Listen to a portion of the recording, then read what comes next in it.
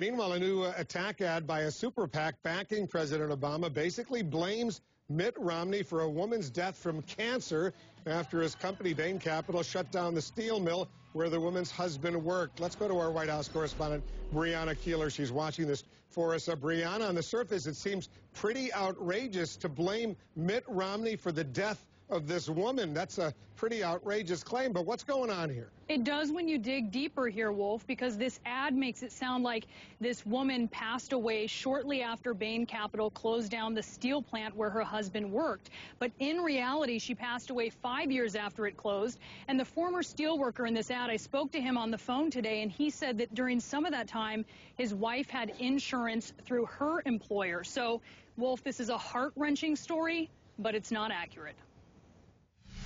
Joe Soptic worked at GST Steel in Missouri for almost 30 years. He was laid off after Bain Capital acquired the plant, eventually closing it down. Now Soptic is featured in a new ad by Priorities USA Action, the super PAC supporting President Obama's re-election. When Mitt Romney and Bain closed the plant, I lost my health care, and my family lost their health care. And a short time after that, my wife became ill, and then I took her up to the Jackson County Hospital and admitted her for pneumonia, and that's when they found the cancer. And by then it was stage 4. There was nothing they could do for her. It's a heartbreaking story, but the ad does not tell all of it. In 1999, Mitt Romney leaves Bain for the Salt Lake Olympics, stopping day-to-day oversight of the company but remaining CEO. In 2001, Joe Soptic loses his job when Bain closes the plant. His wife still has insurance, though, from her employer, Savers Thrift Store. A year later, Romney formally leaves Bain, and it's that year, 2002, or perhaps 2003, Soptic tells CNN, that his wife leaves her job because of an injury. That's when she became uninsured, without fallback insurance from her husband. A few years later, in 2006, she goes to the hospital, is diagnosed with cancer, and dies just days later. Soptic, an Obama supporter who was in another ad back in May for the Obama campaign, blames Romney for the loss of his job and his insurance. That's the way that I feel. I mean, Mitt Romney, he's a very rich man. I mean, it's obvious if you watch him on television that he's completely out of touch with the average family or, middle-income people. I don't think he has any concept as to how that when you close a big company like that, how it affects families, the community, it affects everyone.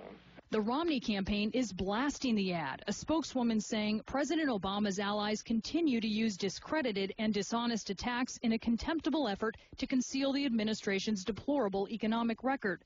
The Obama campaign and the White House are keeping their distance from the debate. White House Press Secretary Jay Carney said he has yet to see the ad. I'm simply saying that I have not seen this, so how could I possibly assess it without... But you can. Will you assess it later? If you ask me tomorrow, sure.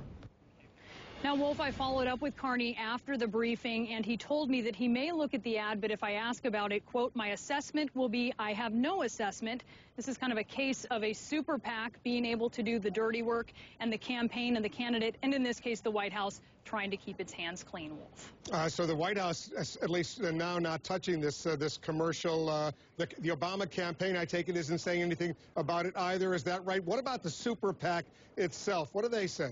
That's right. Everything's being referred to the super PAC. I spoke with Bill Burton, a founder of Priorities USA Action, and I pressed him on this. Are you drawing this link between Mitt Romney and this woman's death? And he said, no, we're not doing that. But, Wolf, I think a lot of people who looked at that ad, certainly you, certainly I, did not walk away from it with that impression.